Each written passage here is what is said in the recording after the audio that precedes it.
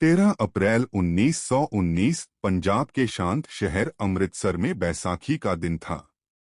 चारों तरफ खुशियों का माहौल था। लोग मेले में शामिल हो रहे थे और अपनी जिंदगी के सामान्य दिन जी रहे थे।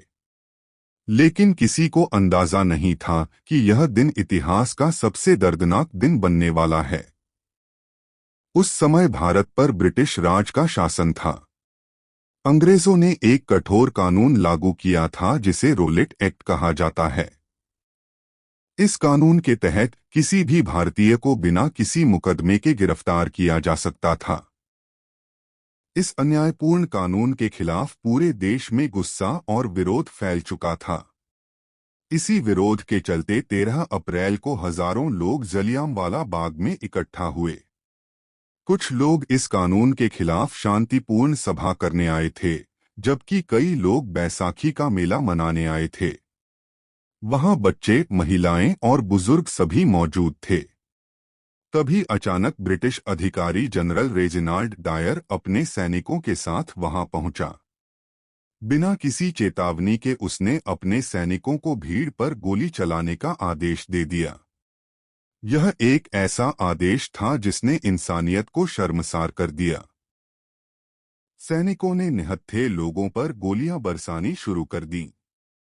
लोग जान बचाने के लिए इधर-उधर भागने लगे, लेकिन बाग के रास्ते बहुत संकरे थे और बाहर निकलने का कोई आसान रास्ता नहीं था।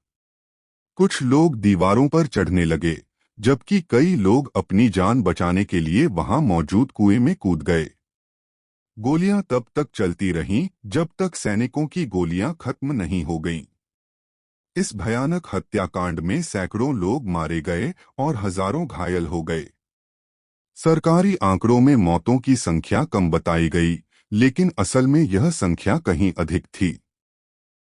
यह घटना पूरे देश के दिल को झकझोर देने वाली थी। इस घटना के बाद पूरे भारत में अंग्रेजों के खिलाफ गुस्सा और बढ़ गया। महात्मा गांधी ने इस अन्याय के खिलाफ असहयोग आंदोलन शुरू किया और देश को आजादी की लड़ाई के लिए एकजुट किया। इस घटना ने एक और युवा क्रांतिकारी उधम सिंह के दिल में बदले की आग जला दी। उन्होंने इस हत्याकांड के जिम्मेदार लोगों को सजा देने की ठान ली।